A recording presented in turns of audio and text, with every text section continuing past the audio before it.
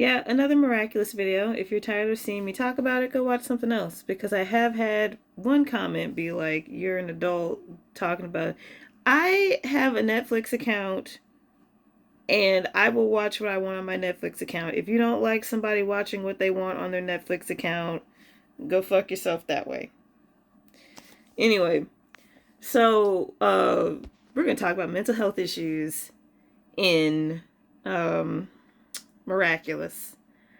Um, Aside from Marinette Dupan Chang's extreme fucking imposter syndrome, um, we're gonna talk about BPD because it's like everybody knows what imposter syndrome is, but it's like BPD still kind of flies under the radar for some people, and then some people like to diagnose other people with BPD, and some people blame it on other things and shit. Cutting to the chase. Adrien and Chloe have BPD, but Chloe's the only one who got called out. I said what I said. Look up what BPD is and try to prove that that's not true if you disagree. With the way Adrien gets frustrated at the slightest bit of criticism when he has to deal with harsh punishments and gaslighting at home, how does he not have BPD?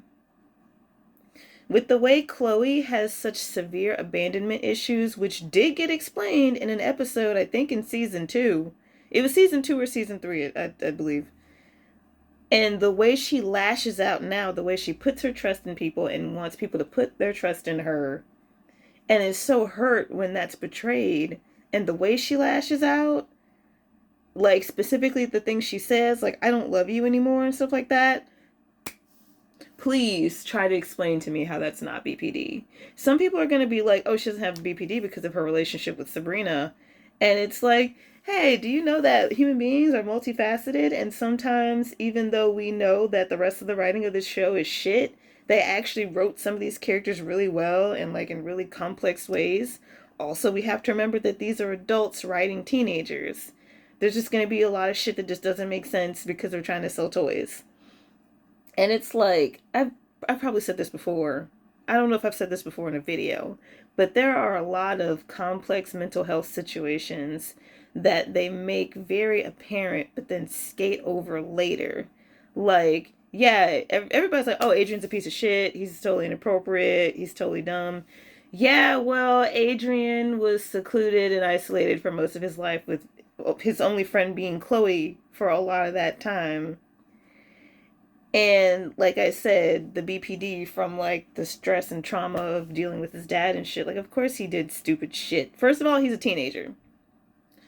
I also know a few adults who do stupid shit. Let's not act like we're the fucking creme de la creme. The fucking shit. We're human beings. We're shit. But like, also, BPD, isolation, doesn't have social skills, can admit when he does some stupid shit. But like, whew, y'all are not used to people who aren't properly socialized, and it shows in a lot of the criticism and the hate I see towards Adrien. Um, it's like, I'm gonna go ahead and say it. Some of y'all think that people with BPD don't deserve nice things because y'all are so in line for Adrien and Chloe to be held accountable and shit, while y'all let a whole bunch of other character shit fly under the radar. Not talking about Marinette. Marinette's a fucking creep too. But like, Marinette's a creep without all of the excuses that Adrien and Chloe have. Marinette comes from a healthy background. Like, her family squabbles only started recently when, like, whenever the grandma who refuses to acknowledge that she's grown up, and the grandpa who's been gone for 20 years, like basically her whole life up to this point, when they come in, there's arguments and fighting and shit so bad to the point where they get fucking akumatized. But that wasn't most of Marinette's life. Most of Marinette's life has been in a happy, healthy upbringing. Now, upbringing and environment are not always indicative of personality and behavior. Also, since we know mental health can be a factor. But like, people want to call Adrien a creep and call him inappropriate and stuff like that. And it's not that I necessarily disagree with you, but be just as in line to call that shit from Marinette, because she's the one who's literally stalking him, knows his schedule for the next 3 years. People got mad at Adrien for sniffing Ladybug, but then thought it was totally cool for Marinette to sniff Adrien, even though she thought he was a statue. It's like, girl, how can you not identify a person? Okay, that's probably a huge writer error of like, she's just so dumb she doesn't know a person from a statue. Holy shit. Like, skin does not feel like wax. Have you felt a wax statue before? What the fuck? But there's just so much wrong that people are being really picky and choosy on who they're calling out for what. And even one of the writers, one of the people behind the show, felt compelled to call Chloe out. But fuck all this other shit. Like, everybody's in the wrong because there's no such thing as a fucking perfect human being, but you want to call out Chloe because she's the BPD woman character. But let's leave all this other shit. Like, how about Marinette doesn't deserve to be Ladybug because she uses her powers for personal gain to stalk Adrien. She has done that as she went into his room, touched all of his things, sniffed his things, and then left the present. When she's not Ladybug, and I'm sure that being Ladybug did help with this, like, she's only grown more intuitive over time with her complex plans, she convinced a goddamn firefighter to help her build a trash bin pyramid to spy on him while he's with Lila. And of course she was seen as the good guy because Lila's been built up to be the bad guy. But no. No. And then people were like, oh, Kagami is the...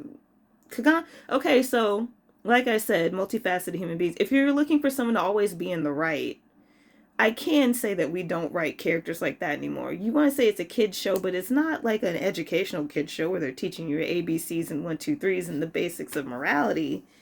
It's an action show, and we expect our characters to be flawed. Was Kagami in the wrong sometimes? Yeah. But bitch, were you in the wrong sometimes when you did some shit? Yeah. That's the point. Like, and let's be real. Even though we don't always agree with how this group of adults trying to sell toys and other merchandise have written these teenagers, one thing a lot of us can agree on is that teenagers want you to respect their boundaries, but they don't want to respect yours. And that's not an excuse of like, oh, they're still figuring out what their boundaries are. Some of your boundaries are set. And as a teenager, there are definitely people out there that are like, respect my boundaries, but like, I'm gonna totally ignore like what's going on with your body language. Like people jumping on Kagami for being more forceful with Adrien. She's a forceful woman. She's just forceful, and Adrien wasn't ready, and that's on him. And she was super clear about where she's been coming from, unlike Marinette. And Luca's chill, but then he gets akumatized. And I feel like he gets upset for good reasons.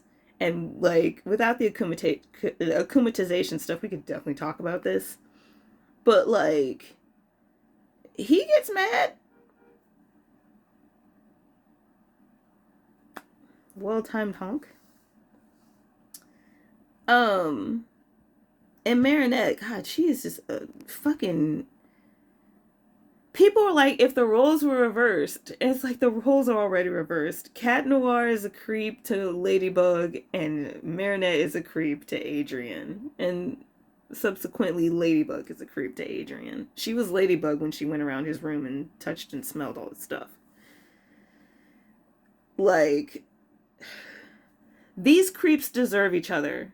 Just go ahead and make the pairing happen with a lot of responsible decisions laid out. These fucking freaks deserve each other Make that pairing happen and get it over with.